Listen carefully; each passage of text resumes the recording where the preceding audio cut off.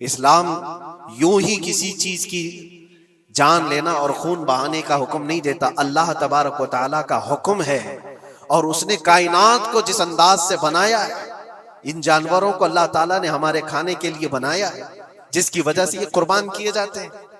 اور اگر میں کہتا ہوں سارے جانوروں کی قربانی بند کر کے دیکھ لو، پھر جانور ہی رہیں گے، تمہارا رہنا مشکل ہو جائے گا. اسلام کی یہ قربانیاں تو سال میں ایک مرتبہ ہوتی ہے نا، جو ایک دن کی جاتی ہیں 10ویں ذی الحجہ سے 12ویں کو. اگر نوجوانوں میں ایک دعوت دیتا ہوں، جاؤ، آج تو اے آئی کا زمانہ ہے، کچھ بھی پوچھو تو لا کر کے تمہارے سامنے رکھ دے گا سارا ڈیٹا. ذرا یہ بھی ڈیٹا نکال کر کے دیکھ لو کہ سال بھر میں KFC میں کتنی چکن ذبح ہوتے ہیں پوری دنیا بھر میں پر ڈے. میکڈونلڈ صرف چکن ہی نہیں بیچتا، گائے کا گوشت بھی بیچتا ہے پوری دنیا بھر میں، جس کو یہاں پر بھی بہت سینے سے لگا کر کے رکھے گئے ہیں. پوری دنیا بھر میں ان کا استقبال ہے، کیونکہ امریکن کمپنیاں ہیں، باپ دادا کی کمپنیاں ہیں، ان کو کوئی آنکھ نہیں دکھا سکتا. اور انٹرنیٹ کے ڈیٹا کے حساب سے پر ڈے 68,000 گائے تو میکڈونلڈ ذبح کرتا ہے. پر ڈے کی بات کر رہا ہوں، سال بھر کی نہیں. سال بھر ان کا ڈیٹا بہت زیادہ ہے، ملینز میں ہے، اور 1 بلین سے زیادہ چکن وہاں پر بھی قربان ہوتی ہیں جو فرائیڈ چکن کھاتے ہیں. یہ تو ایک کمپنی کی بات کر رہا ہوں، ایسی بہت ساری کمپنیاں ہیں. تو کبھی کسی نے یہ اعتراض کیا کہ یہ کمپنیاں اتنے جانوروں کو ذبح کرتی؟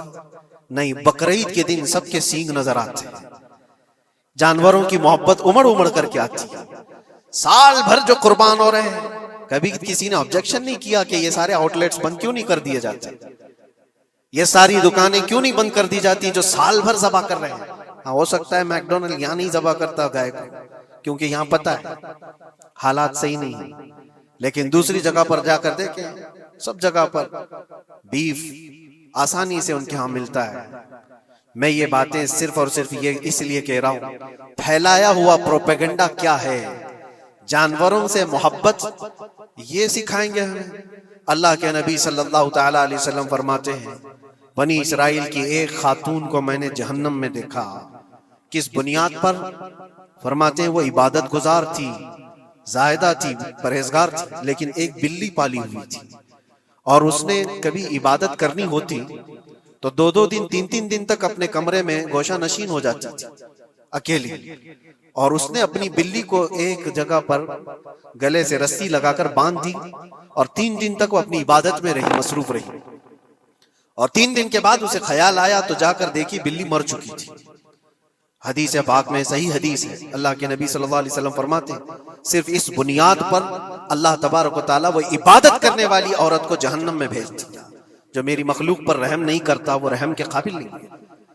یہ سکھائیں گے ہمیں جانوروں پر رحم کرنا.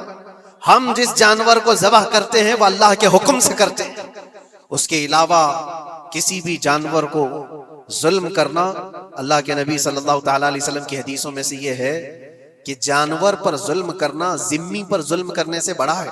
اور ذمی کیا ہے؟ ذمی وہ جو مسلمانوں کے ملک میں امن کے ساتھ رہنے کے لیے ریکویسٹ کیا ہوا ہو اور اسلامی حکومت اسے امن دی ہوئی ہو. اور اللہ کے نبی صلی اللہ علیہ وسلم فرماتے ہیں مسلمان پر ظلم کرنے سے زیادہ بڑا ظلم ذمی پر ظلم کرنا ہے، اور اس سے بڑا ظلم جانور پر ظلم کرنا ہے. یہ میرے آقا کے فرمان ہے، نبی اکرم صلی اللہ علیہ وسلم نے فرمایا، اور رحمت للعالمین ہے. اور ایک بڑی بات میں آپ کو بتاؤں، جو یہ پھیلایا جاتا ہے کہ جانوروں پر ظلم ظلم، سیدنا امام غزالی رحمت اللہ تعالی علیہ کی ایک بات میں پڑھ رہا تھا، حجت الاسلام، جن کی کتابیں پڑھ کر کے لوگ اللہ کے ولی بن گئے. امام غزالی کا نام سنا ہے؟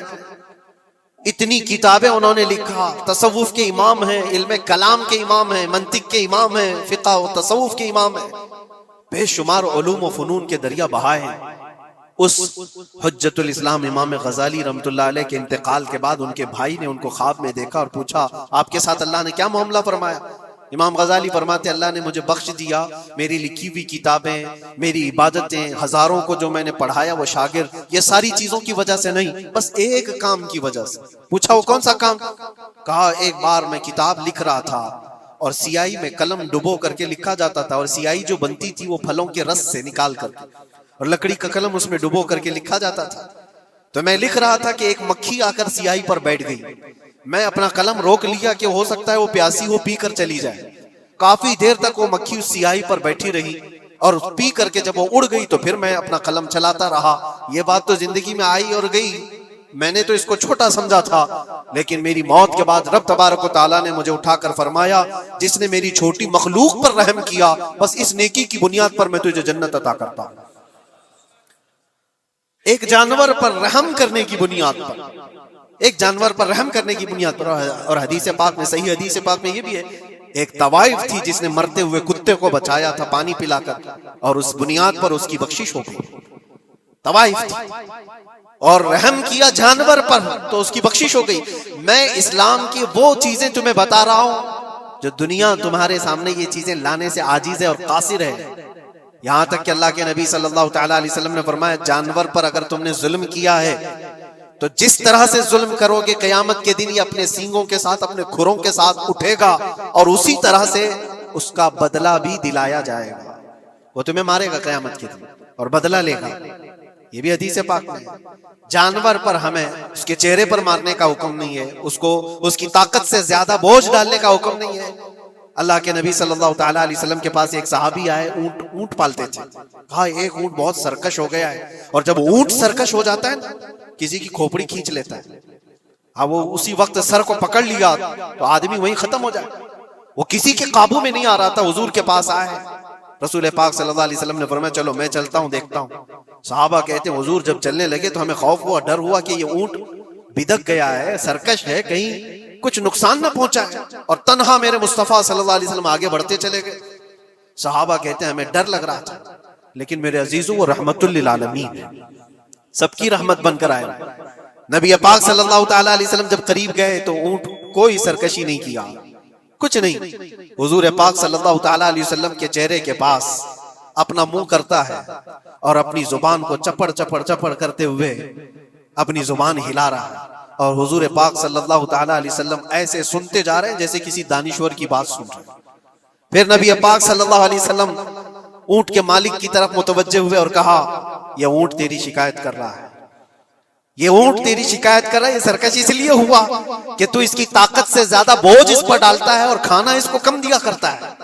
کیا یہ بات صحیح ہے؟ وہ جو بدو تھے، جو اونٹ کے مالک تھے، انہوں نے چہرہ جھکا لیا اور کہا وعدہ کرتا ہوں حضور پاک صلی اللہ علیہ وسلم سے کہ اس سے زیادہ، اس کی طاقت سے زیادہ بوجھ نہیں ڈالوں گا، اور اس کا چارہ، اس کے کھانے کا انتظام روزانہ کیا کروں گا۔ نبی پاک صلی اللہ علیہ وسلم نے اس اونٹ کی رسی پکڑی اور مالک کو دے دیا، پھر وہ اونٹ اسی طرح تابعدار ہو کر نکل پڑا۔ یہ اسلام میں میرے آقا صلی اللہ تعالیٰ علیہ وسلم کا عدل تو دیکھو، ان کی طاقت سے زیادہ کا بوجھ ڈالنے کا حکم نہیں ہے۔ اور دنیا یہ پروپیگنڈا پھیلائی ہوئی ہے کہ یہاں جانوروں کو کاٹا جاتا ہے، جو ذبح کرنے کا حکم ہے وہ اللہ کے حکم سے۔ میرے رب تبارک و تعالیٰ نے خود جان ڈالی، ہماری جان کا بھی وہی مالک ہے، جانوروں کے جان کا بھی وہی مالک ہے۔